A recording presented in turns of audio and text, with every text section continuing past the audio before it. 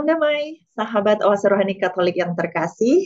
Selamat datang, selamat bergabung di Oase Rohani Katolik, sebuah dialog iman berdasarkan bacaan liturgi harian yang dibawakan oleh para romo dari Keuskupan Agung Jakarta. Apa kabar Anda hari ini? Saya percaya kita semua sangat merindukan untuk mengenal Tuhan kita Yesus Kristus lebih dalam lagi. Karena kita tahu hanya dialah sumber sukacita, sumber damai sejahtera yang sejati. Nah, bersama saya kali ini Magdalena Pinky Beran, saya ingin mengajak Anda untuk bertemu dengan Romo John Laba STB. Halo Romo John, apa kabar? Halo Pinky dan juga para pemirsa Oase Rohani Katolik yang saya kasih dalam Kristus, salam jumpa lagi. Yes, terima kasih sekali dalam berbagai kesibukan Romo sudah menyediakan waktu untuk kami ya. Ya, Baik, kita akan segera mulai Romo, karena itu saya mohon Romo untuk berkenan membuka pertemuan kita kali ini lewat doa pembukaan. Silakan Romo. oke. Marilah kita berdoa dalam nama Bapa dan Putra dan Roh Kudus. Amin. Allah Bapa sumber kebenaran, Engkau telah menjanjikan Roh Kudus kepada kami. Bukalah hati kami untuk menantikan kehadiran Roh-Mu dengan penuh sukacita. Semoga Roh yang bersaksi tentang Yesus Putramu juga membantu kami untuk ikut bersaksi tentang Yesus Kristus Putramu yang kami imani dalam kehidupan kami setiap hari. Demi Kristus Tuhan dan pengantara kami. Amin. Amin. Dalam nama Bapa dan Putra dan Roh Kudus. Amin. Amin. Bacaan pertama diambil dari Kisah Para Rasul, pasal 16, ayat 11 sampai dengan 15. Setelah Paulus mendapat pesan dari surga supaya menyeberang ke Makedonia, kami, Paulus dan Silas, bertolak dari Troas dan langsung berlayar ke Samotrake. Keesokan harinya tibalah kami di Neapolis, dan dari situ kami ke Filipi, kota pertama di bagian Makedonia ini, suatu kota perantauan orang Roma. Di kota itu kami tinggal beberapa hari. Pada hari Sabat, kami keluar pintu gerbang kota. Kami menyusur tepi sungai dan menemukan tempat sembahyang Yahudi yang sudah kami duga ada di situ. Setelah duduk, kami berbicara kepada perempuan-perempuan yang berkumpul di situ. Salah seorang dari perempuan-perempuan itu yang bernama Lydia turut mendengarkan. Ia seorang penjual kayu dari kota Tiatira, seorang yang beribadah. Tuhan membuka hatinya sehingga ia memperhatikan apa yang dikatakan oleh Paulus. Dibaptis bersama-sama dengan seisi rumahnya, Lydia mengajak kami, katanya, "Jika kamu berpendapat bahwa aku sungguh-sungguh percaya kepada Tuhan, marilah menumpang di rumahku." Ia mendesak sampai kami menerimanya. Demikianlah sabda Tuhan. Syukur kepada Allah. Syukur kepada. Mazmur tanggapan. Refren, Tuhan berkenan kepada Tuhan berkenan kepada umat-Nya. Nyanyikanlah bagi Tuhan lagu yang baru. Pujilah Dia dalam jemaah orang-orang saleh. Biarlah Israel bersukacita atas penciptanya. Biarlah Sion bersorak-sorai atas raja mereka. Refren, Tuhan berkenan akan umat-Nya. dengan tarian. Biarlah mereka bermazmur kepadanya dengan rebana dan Tuhan berkenan kepada umat-Nya. Ia memahkotai orang yang rendah hati dengan keselamatan. Refren, Tuhan berkenan akan umat-Nya. biarlah orang saleh beria-ria dalam kemuliaan. Biarlah mereka bersorak-sorai di atas tempat tidur. Biarlah pujian pengagungan Allah ada dalam kerongkongan mereka. Itulah semarak bagi orang yang dikasihi Allah. Referen, Tuhan berkenan akan umat-Nya. sahabat oase rohani Katolik yang terkasih, kini kita siapkan hati mendengarkan Injil Tuhan. Haleluya, haleluya, haleluya, haleluya, haleluya, Haleluya, haleluya. haleluya. Roh kebenaran akan bersaksi tentang aku, sabda Tuhan, tetapi kamu juga harus bersaksi. Haleluya, haleluya, Haleluya, haleluya. haleluya. Tuhan bersamamu dan bersama rohmu. Inilah Injil suci menurut Yohanes. Dimuliakanlah Tuhan. Dimuliakanlah Tuhan. Dalam amanat perpisahannya, Yesus berkata kepada murid-muridnya, "Jikalau penghibur yang akan kuutus dari Bapa datang, yaitu Roh kebenaran yang keluar dari Bapa, ia akan bersaksi tentang aku. Tetapi kamu juga harus bersaksi, karena kamu dari semula bersama-sama dengan aku. Semuanya ini kukatakan kepadamu, supaya kamu jangan kecewa dan menolak aku. Kamu akan dikucilkan, bahkan akan datang saatnya bahwa setiap orang yang membunuh kamu akan menyangka bahwa ia berbuat baik bakti bagi Allah. Mereka akan berbuat demikian karena mereka tidak mengenal baik Bapa maupun aku. Tetapi semuanya ini kukatakan kepadamu, supaya apabila datang saatnya, kamu ingat bahwa aku telah mengatakannya kepadamu." Demikianlah sabda Tuhan. Terpujilah Kristus. Terpujilah Kristus. Sahabat oase rohani Katolik yang terkasih, kini mari kita mulai pertemuan kita untuk sesi yang pertama. Romo John, Ya. dari bacaan yang sudah kita dengarkan hari ini dari Kisah Para Rasul tadi di bacaan pertama, kemudian Injil suci menurut Yohanes. Kira-kira inspirasi iman apa yang bisa kita dapatkan dari bacaan hari ini, Romo? Silakan. Ya, baik Pinky dan juga para pemirsa oase rohani Katolik yang saya kasihi, kita akan mulai dengan bacaan pertama. Saya akan tempatkan konteksnya dulu supaya kita bisa pahami. Perikop yang kita dengar hari ini itu dari bab yang ke-16 Kisah Para Rasul, ayat 11 sampai 15.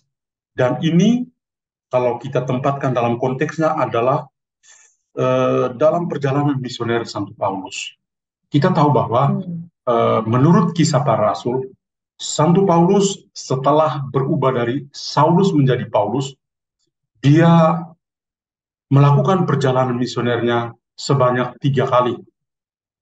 Perjalanan misioner yang pertama itu kita bisa baca dalam Kisah Para Rasul bab 13 dan 14. Kemudian perjalanan misioner yang kedua, teks yang kita baca hari ini, itu dari Kisah Para Rasul bab 15 ayat 36 sampai bab 18 ayat 22. Kemudian perjalanan misioner yang ketiga itu dari Kisah Para Rasul bab 18 ayat 23 sampai bab 20 ayat 38. Nah, tadi saya katakan bahwa saya mau tempatkan dalam konteks supaya kita pahami ceritanya, kok kenapa ceritanya bisa begini ya. Nah, dalam perjalanan misioner yang kedua, tadi kita mendengar sebuah cerita ya yang menarik. Ya. Tapi markas atau titik tolak perjalanan Paulus ya dan juga Barnabas yang menemani dia dalam perjalanan misioner kedua ini adalah Antiokhia. Dari Antiokhia, tempat di mana untuk pertama kalinya para pengikut Kristus disebut orang-orang Kristen. Paulus waktu itu meminta Barnabas untuk menemani perjalanan misionernya dengan mengunjungi kembali gereja-gereja yang sudah dibentuk atau sudah dibangun oleh Paulus dalam perjalanan misioner yang pertama. Tapi kejadian yang ya sebetulnya tidak enak adalah dalam perjalanan misioner kedua ini, Paulus dan Barnabas yang tadinya begitu akrab, yang juga Roh Kudus mengatakan, khususkanlah Paulus dan Barnabas untuk tugas yang telah kutentukan. Ternyata mereka berdua berselisih paham. Kenapa mereka berselisih paham?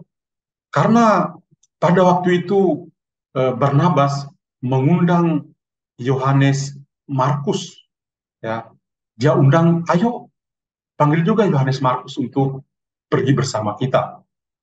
Tapi ya Paulus mengatakan, dia dulu kan sama-sama dengan kita. Justru di Pamfilia itu dia berubah pikiran dan dia tidak ikut kita lagi. Jadi dia nggak perlu ikut kita. Nah, inilah yang menjadi perselisihan di mana akhirnya Paulus itu pergi ya bersama dengan Silas ke Asia Kecil, sedangkan Barnabas itu pergi ke Siprus bersama dengan Yohanes Markus. Meskipun ada perselisihan di mana Barnabas dan Paulus, sahabat yang berpisah, arah mereka berubah, tetapi hal yang menguntungkan begini. Mereka dua tetap konsisten untuk mewartakan Injil. Lalu yang kedua, dengan perselisihan ini, buahnya positif. Artinya apa? Ketika itu, Paulus membawa Silas ke Asia Kecil, kemudian melanjutkan perjalanan, bahkan sampai ke Yunani, dan itu membuka kekristenan untuk masuk ke Eropa. Ya, jadi ada dalam perjalanan misioner kedua ini memang ada sesuatu yang perselisihan, tapi juga punya hal yang positif adalah justru dengan itu maka kekristenan bisa akhirnya dari Yunani lalu masuk ke Eropa. Nah, maka di sini ya dalam perjalanan misioner yang kedua juga ya Paulus dan Silas itu mewartakan Injil tadi saya katakan ke Yunani dan membuka penginjilan ke Eropa. Mereka juga mengalami banyak penderitaan di Filipi, kota yang tadi disebutkan dalam bacaan pertama sebagai kota yang ramai karena dihuni oleh orang-orang Romawi ya. Tapi disinilah tempat Paulus itu mendapat banyak penderitaan. Ia dipukuli, bahkan dia juga dipenjarakan, tapi dibebaskan secara ajaib ya, di penjara itu. Dan juga selain itu kisah lain dalam perjalanan misioner yang kedua adalah Paulus ketika berkhotbah di Athena ya, dan juga mengalami penolakan. Pada akhirnya kisah yang tadi kita dengar, bagaimana Paulus itu bergerak dari Makedonia ke Troas, berlayar ke Samotroke, dari Samotroke ke Neapolis, Neapolis ke Filipi, dan di sanalah dia juga bisa melihat banyak orang Yahudi yang ada di sana mencari tempat ibadat mereka, dan di tempat itulah Paulus mengajar, memberitakan Injil, dan bertemu dengan orang-orang khusus. Ya, di situ ada pengusaha, yaitu Lydia, penjual kain kain ungu dari kota Tiatira, dan dia yang bertobat kemudian meminta mereka untuk tinggal bersama di rumahnya untuk beberapa hari. Nah, hal yang menarik di sini adalah ya, Paulus dan Silas, kita fokuskan pada Paulus dan Silas yang tekun dalam perutusan mereka, apapun situasinya. Ditangkap, dipukul, dipenjara, tapi mereka terus-menerus mewartakan Injil. Nah, sikap misioner inilah yang sangat indah. Mereka berani meninggalkan zona nyaman mereka di Antioquia, terbuka pada budaya yang baru, siap untuk berbicara dengan orang-orang lokal, orang-orang setempat, yaitu di tempat misi yang baru, dan ya mereka akhirnya menjadi saksi Kristus di tempat itu. Jadi inilah bacaan pertama yang kita bisa lihat perjalanan misioner kedua Santo Paulus yang begitu indah, penuh dengan tantangan, tapi bisa berhasil. Ya, wah, luar biasa ya Romo. Dari cerita singkat yang sepintas seperti sebuah peristiwa sejarah aja ya, tapi Ya, sebenarnya pada saat kita gali lebih dalam dari sisi iman ternyata banyak hal yang bisa kita gali, terutama terkait tadi dengan bersaksi tentang Yesus. Nah, tadi catatan penting yang saya dapatkan dari Romo adalah bahwa dalam perjalanannya juga kita mungkin dalam pelayanan, dalam perjalanan kita bersaksi akan iman kita, bisa jadi dengan sesama teman kita juga mengalami pertentangan atau perselisihan, berarti itu hal yang biasa ya, karena mungkin kita berpikir harusnya kalau kita pelayanan harus akur terus, hmm, harus guyup terus, tapi sebenarnya bisa jadi diizinkan terjadi pertentangan, perselisihan, tapi pastinya itu diizinkan juga untuk kebaikan ya, ternyata ya Romo, seperti yang dialami oleh Paulus dan Barnabas. ya, Itu catatan yang pertama.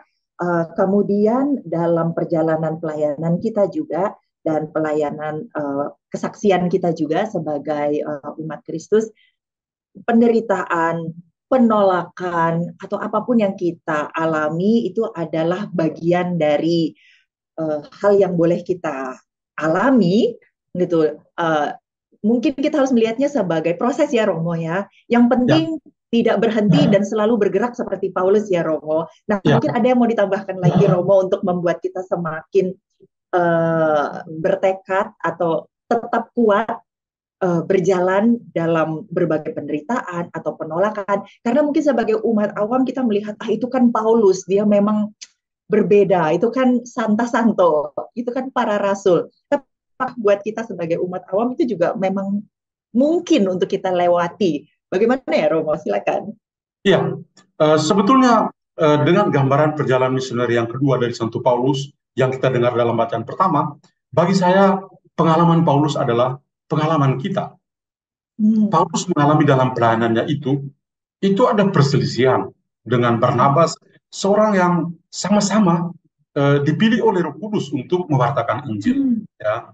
Tetapi dalam perjalanan ternyata ada gesekan tertentu, ada ya beda pendapat, cara pandang suatu. Ini hanya posisi Yohanes Markus saja, yang sebelumnya memang sudah aktif berpartisipasi, tapi ketika di Pamfilia dia memilih untuk kembali ke Yerusalem, dan itu membuat Paulus merasa orang ini kok nggak konsisten begitu ya. Kemudian kalau diajak lagi, enggak lah, dia orang nggak konsisten begitu. Maka oke lah, Barnabas pergi dengan Yohanes Markus, Paulus pergi dengan Silas. Bagi saya dua sahabat Paulus dan Barnabas itu menggambarkan kehidupan kita dalam gereja.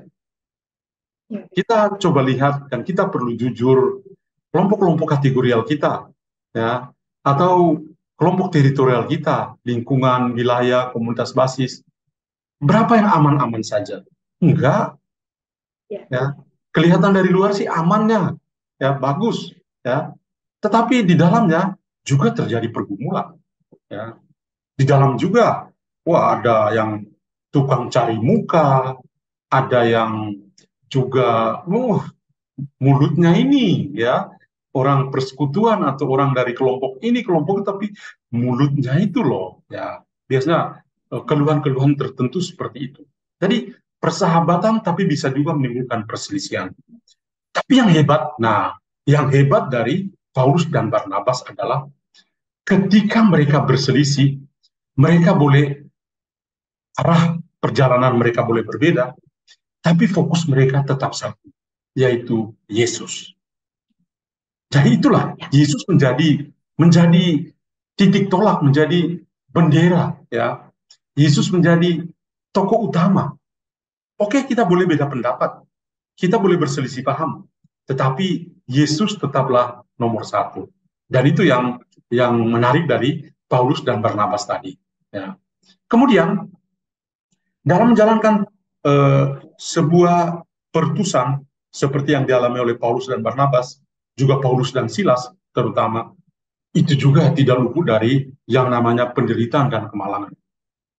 Ini gara-gara Yesus, itu Paulus itu ditolak di mana-mana. Ya. ditolak di mana-mana. Hmm. Ketika di Athena dia berkhotbah berapi-api, ya. Tapi ketika dia berbicara tentang orang yang sudah wafat dan bangkit, tentu saja Kristus, orang mengatakan cukup. Ya. Jadi sebuah penolakan. Atau ketika dia dipukul, dilempari, dan juga masuk dalam penjara. Ternyata menjadi murid Kristus, Rasul, itu bukan yang enak-enak, tetapi ya ada penderitaan dan kemalangan.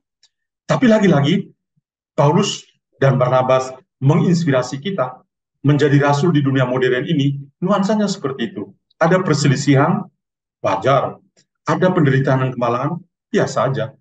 Kenapa? Ya. Karena Yesus sudah lebih dahulu mengalami itu. Ya. Ya, ya. Oke. Baik, Romo John, mungkin ada pertanyaan berikutnya lagi nih terkait dengan hal ini, dan ini akan menjadi penutup kita juga di sesi yang pertama ya. Nah, kita sudah tahu bahwa memang kita harus fokusnya hanya kepada Yesus. Lewat bacaan hari ini juga kita tahu bahwa pertentangan sangat mungkin terjadi, tapi kita tetap harus fokus gitu ya terhadap Yesus yang menjadi sumber kesaksian kita gitu.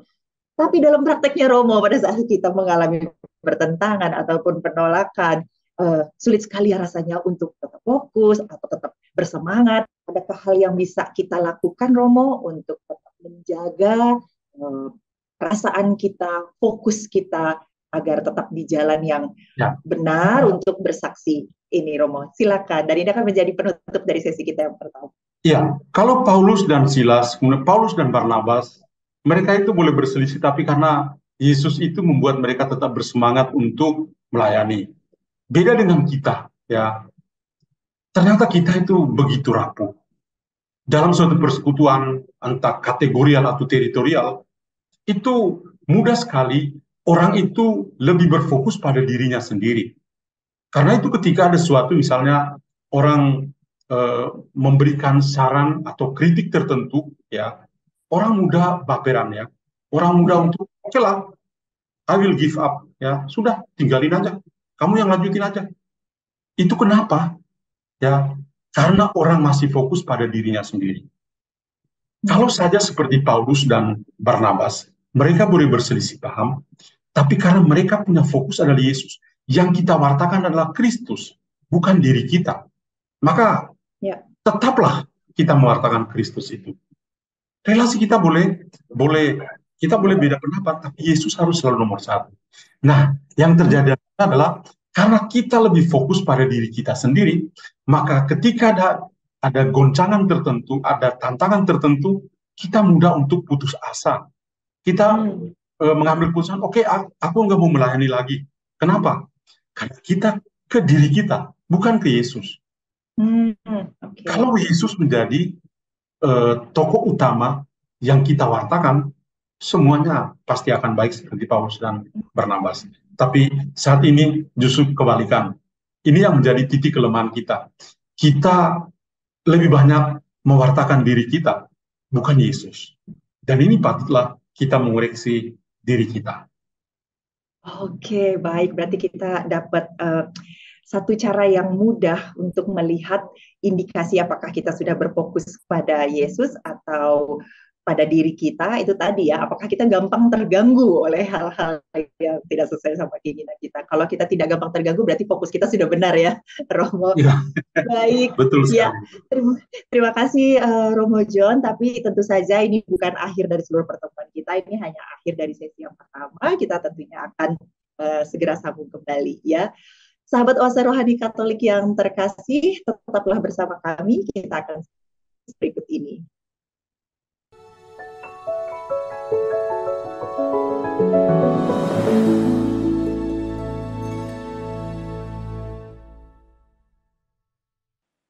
Sahabat Oase Rohani Katolik yang terkasih, terima kasih Anda masih bersama kami dalam Oase Rohani Katolik bersama saya Magdalena Pinky Beran dan juga Romo DB.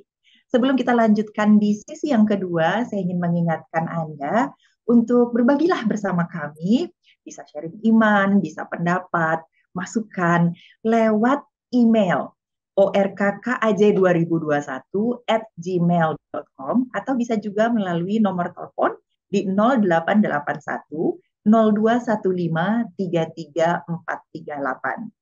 Semoga dengan berbagai masukan dan saran yang kami dapatkan dari sahabat Oase Rohani Katolik, kita dapat semakin banyak berkat dan semakin banyak orang juga yang merasakan berkat lewat Oase Rohani Katolik. Kami tunggu. Nah, berikutnya di sesi yang kedua ini kita akan lanjutkan lagi untuk mendengarkan inspirasi iman dari Romo John Lapa. Romo John? Ya. Ya, ini tadi sudah sangat bagus sekali. Di sesi yang pertama kita mendapatkan satu indikasi kunci untuk mengetahui apakah pelayanan kita sudah berfokus pada Tuhan Yesus ataukah berfokus pada diri kita sendiri. Karena kita tentunya ingin meneladani Paulus dan juga Barnabas yang sekalipun terjadi pertentangan, perselisihan dalam perjalanan pelayanan mereka, tapi mereka tetap fokusnya kepada Yesus gitu ya. Nah, tadi yang menjadi indikasinya adalah apabila kita gampang terganggu dengan berbagai hal eksternal dalam pelayanan kita, berarti itu fokusnya masih ke diri kita sendiri gitu ya. Ya, tapi kalau kita tidak gampang terganggu dengan berbagai hal eksternal yang terjadi selama pelayanan kita, berarti kita bisa pastikan bahwa fokus kita itu sudah kepada Yesus. Nah, lebih lanjut Romo, mungkin kita ingin lebih mengupas bacaan Injil ya, seperti sesi yang kedua ya. Bagaimana inspirasi iman yang bisa kita dapatkan dari bacaan Injil? Silakan. Ya, di bacaan Injil ini adalah bagian yang di dalam Injil Yohanes itu disebut sebagai bagian amanat perpisahan atau wejangan-wejangan akhir dari Tuhan Yesus. Itu kalau kita baca Injil Yohanes itu dari bab 13 sampai bab 17. Itu penuh dengan wejangan-wejangan terakhir. Dan kita pas di bab yang ke-15, perikop kita hari ini, dan awal bab yang ke-16. Amanat perpisahan atau wejangan-wejangan Yesus pada para muridnya itu terjadi sebelum dia mengalami Paskah, menderita, wafat, dan bangkit.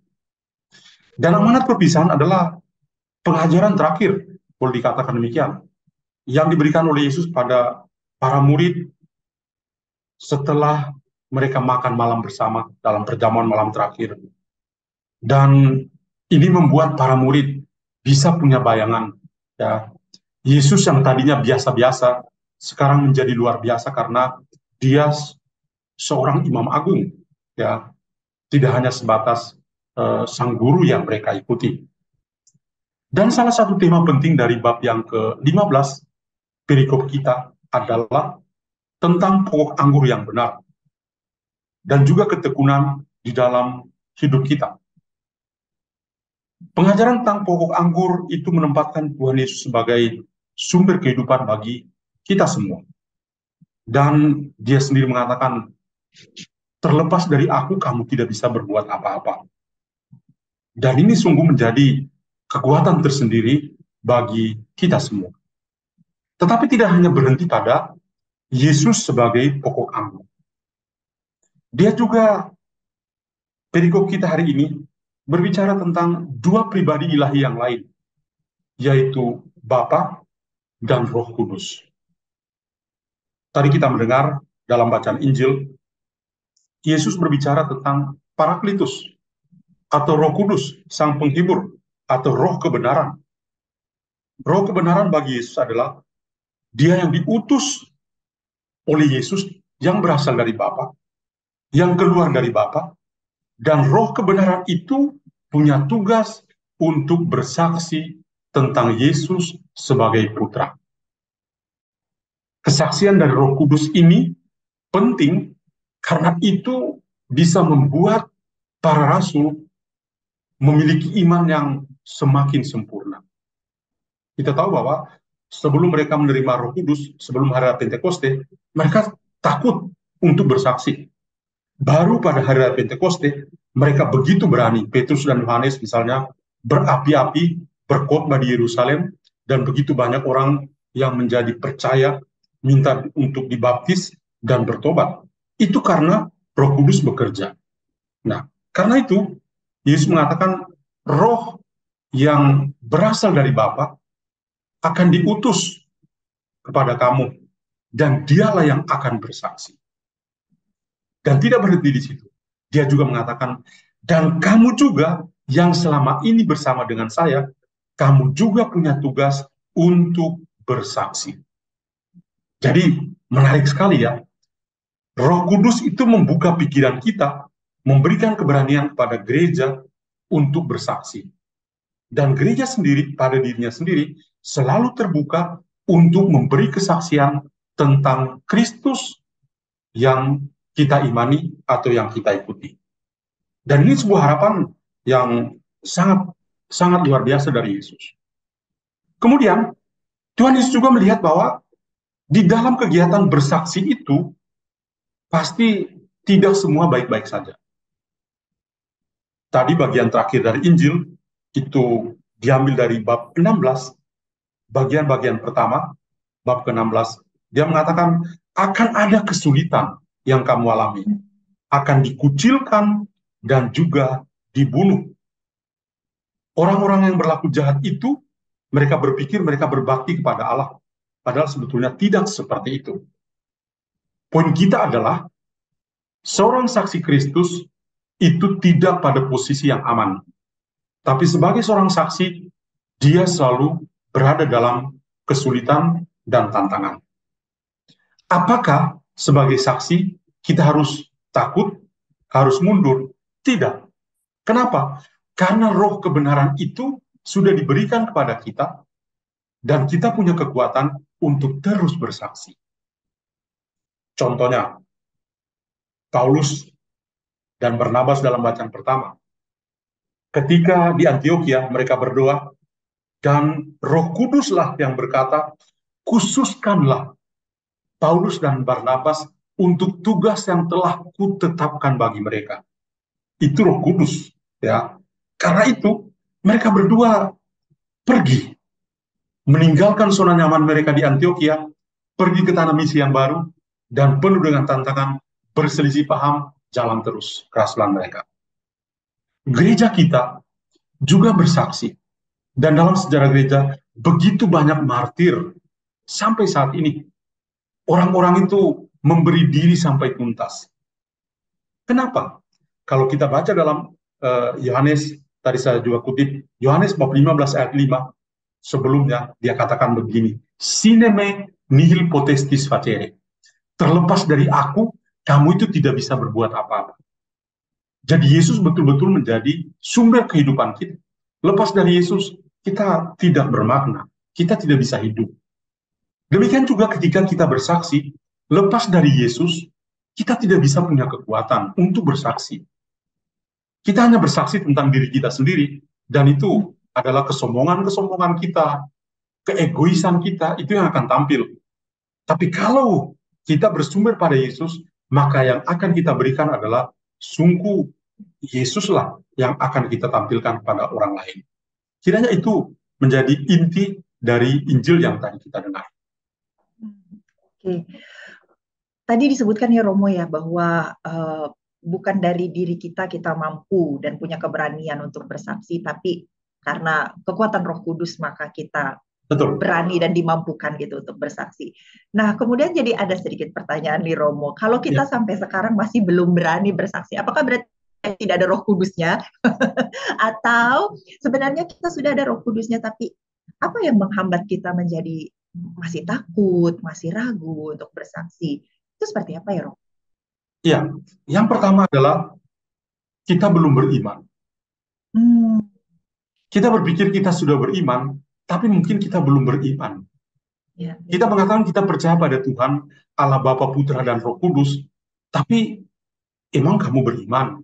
Itu pertanyaan mudah ya. Emang you beriman ya? Gitu ya. Kadang-kadang kita memeluk agama atau mengakui sebagai pengikut Kristus sama mengimani Kristus itu ternyata dua hal yang berbeda ya. Iya. Orang yang tidak mengimani Yesus juga, mereka bangga dengan Yesus. Gandhi misalnya, seorang sosok yang terkenal. Ya, ketika seorang misionaris bertanya, Mr. Gandhi, ketika Anda berbicara, selalu berbicara tentang sabda bahagia, you betul-betul mencintai Yesus ya, kenapa tidak ikut Kristus saja? Dan Gandhi mengatakan apa? Kalau tentang Kristus itu ini mantap. Tapi kalau orang Kristen hanya ngaku-ngaku orang Kristen, tapi sebetulnya hidup mereka jauh dari Kristus. Wah, itu pukulan telak untuk kita ya. Ya, betul, betul, Romo. Telak untuk kita. Jadi, pertama mungkin karena kita tidak mengimani Yesus. Kalau kita sungguh mengimani Yesus, kita tidak akan takut. Ya. Satu hal lagi mungkin secara manusiawi adalah kita itu kurang percaya diri, minder, atau ignorance, mungkin kurang pengetahuan. Saya kasih contoh yang sederhana. Ketika orang Katolik itu disuruh, silakan pimpin doa makan misalnya. Sulit sekali mengajak seorang untuk pimpin doa makan. Aduh, ada Romo pimpin aja lah. Saya kalau tidak seperti itu, saya mengatakan, Romo itu tugasnya tadi sudah misa. Sekarang doa makan, silakan. Jadi ini hanya soal doa makan. Masa kita kalah sama teman-teman kita dari gereja yang lain? Yang ketika diajak doa makan, wow, luar biasa. Ya, kok kita orang Katolik hanya menjadi orang Katolik yang minimalis? Paulus dan Barnabas bukan begitu. Bukan orang pengikut Kristus yang minimalis, tapi sangat maksimal. Menderita pun mereka mau. Kita orang Katolik, kalau Yesus adalah pokok anggur, kita sebagai cabang atau rantingnya, kenapa kita menjadi cabang yang minimalis? Yang mungkin berbuah tapi buahnya sama atau apa ya? Atau mungkin tidak berbuah juga. Ini memang challenge besar untuk kita sebagai pengikut Kristus kalau kita baca dalam teks Injil tadi ya, terang teks Injil tadi ya. Jadi dua hal itu. Mungkin pertama kita belum mengimani Yesus. Kita mengatakan kita percaya, tapi pertanyaan, emang kamu mengimani Yesus? Ya. Yang kedua, mungkin karena kita sangat manusiawi, kurang percaya diri, minder, atau merasa terlalu rendah diri, bukan rendah hati ya, tapi rendah diri dan lain sebagainya. Ya. Oke, Romo, sekaligus menutup ya sesi kita yang kedua karena tidak terasa ya, cepat sekali nih, ternyata seru juga. Seru juga ternyata ngobrol tentang bersaksi tentang Kristus ya. Nah, yang dikatakan bersaksi ini, Romo, mungkin sekarang kita sudah mulai paham nih bahwa saya mau mengimani Kristus, tidak sekedar menjadi pengikut Kristus.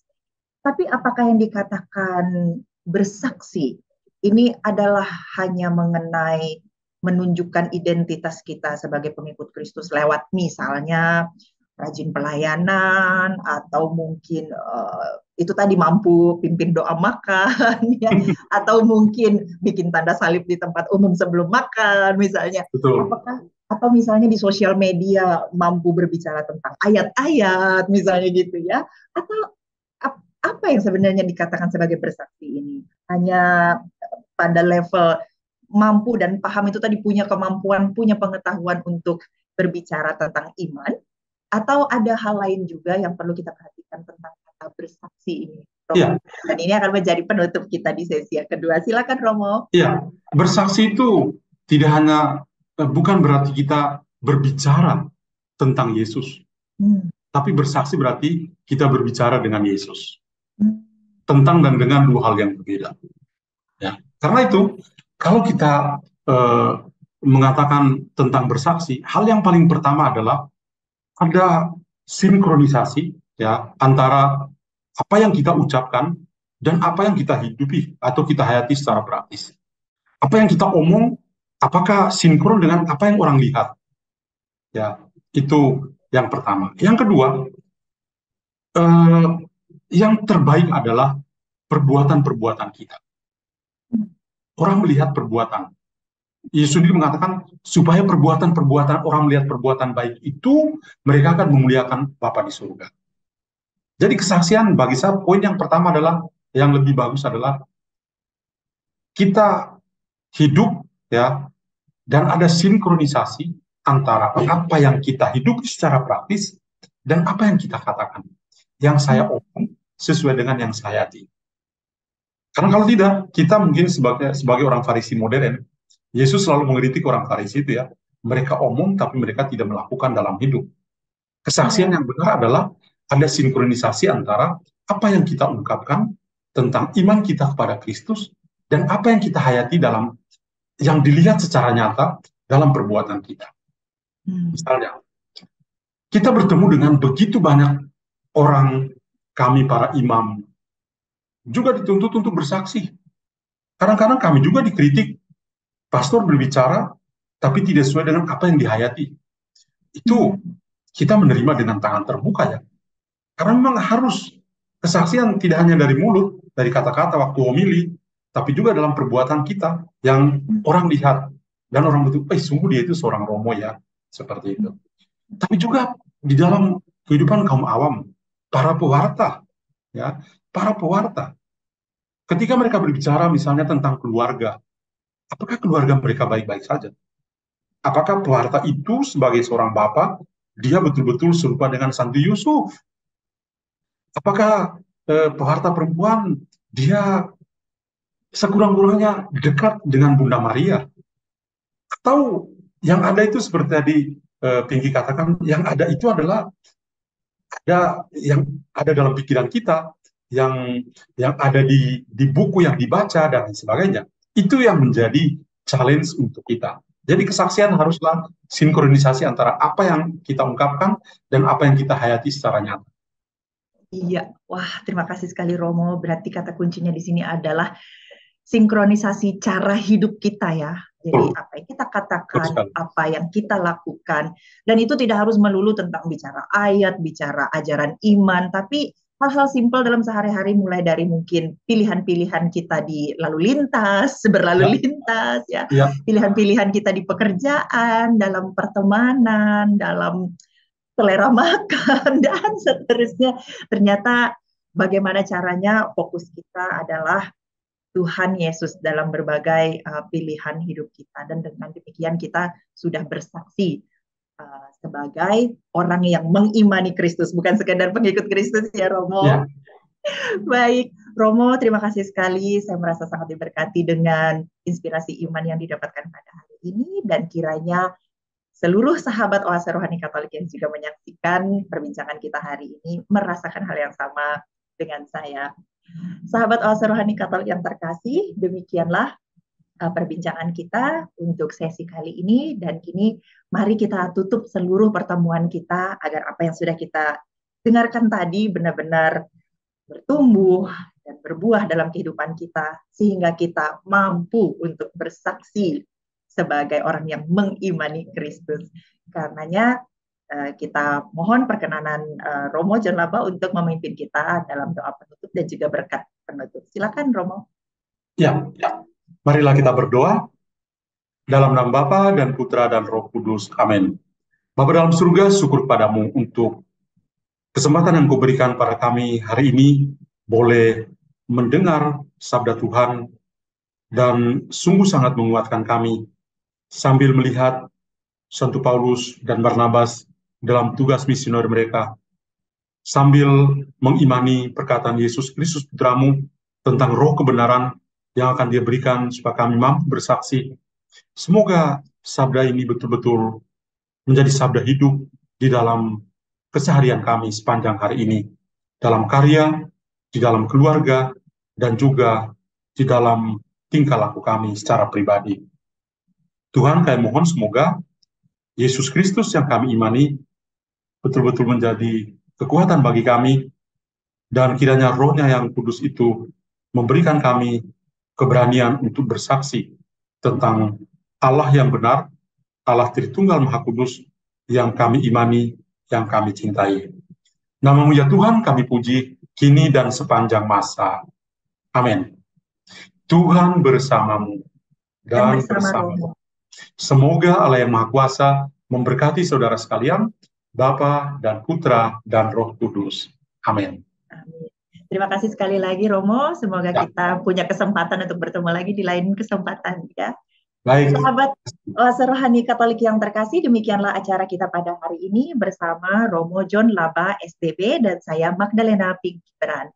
Sampai bertemu lagi di edisi Oase Rohani Katolik berikutnya. Salam damai, Tuhan Yesus memberkati. Amin.